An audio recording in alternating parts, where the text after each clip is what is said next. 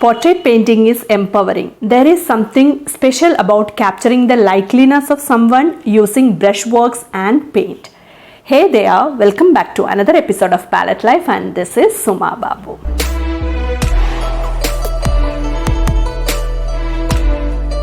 I'm a self-taught artist. I have painted almost 500 paintings in oil till date.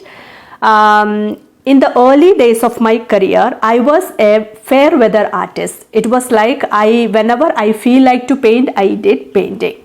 So it may be once in a month or so. But nowadays, I'm spending a few hours regularly on daily basis. So that is the change I find in me. So my intention to tell all these stories is for, even after having this many years of experience, I still stumble while doing portrait painting. So this is the time I remember great French artist Renoir's quote. So I would like to read it for you. It says, "When I am painting flowers, I can experiment boldly with tones and values without worrying much about destroying the whole painting. But I would not dare do that with figure." That is so true. Comparing to the other subject, portraiture is considered as a little tough subject, but it is not so. Whatever we are doing, like even if you are doing a landscape or a portraiture, both are same if you are taking in that way. Like if you are seeing the shapes in it, not seeing the person or a hill or waterfall, whatever it is, we don't see the things in that way. We have to capture that shapes which hidden in that figure. So we have to just copy that shapes in our canvas, so it will be very easy. For the beginners, you can't expect a beginner to do a portrait without measuring anything or without sketching. Okay, so for them, what I would suggest would be, like, you can use a grid method or a tracing method. But these two, if you are getting comfortable with it, you cannot make a portrait or you cannot make anything without measuring. So that is a bad part about it. So once in a while you can do that. So that is there. And the third thing I would like to suggest would be, whatever you are making, you can measure visually. So that is the easiest method, and you can copy that with anything. Like you just have to find the points in that painting and you have to measure it visually, and you have to follow that. And normally what I do is I find the shapes connecting with each other and I follow that.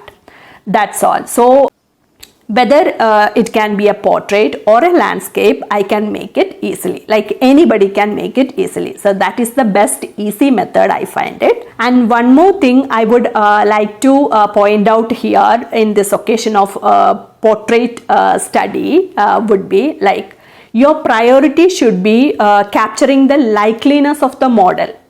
You should not copy the exact, or you should not make the exact copy of that reference. Like it is already there. So you should use your artistic freedom to make the picture more beautiful. Like you can change the background and the color scheme, and you can do whatever you want to change. So that is your artistic freedom. So you can use that. Consider this while painting a portrait. So that would be good enough. And one more thing is that follow the correct value scale of that picture. So that will give you a quite realistic portraiture or whatever subject you are making.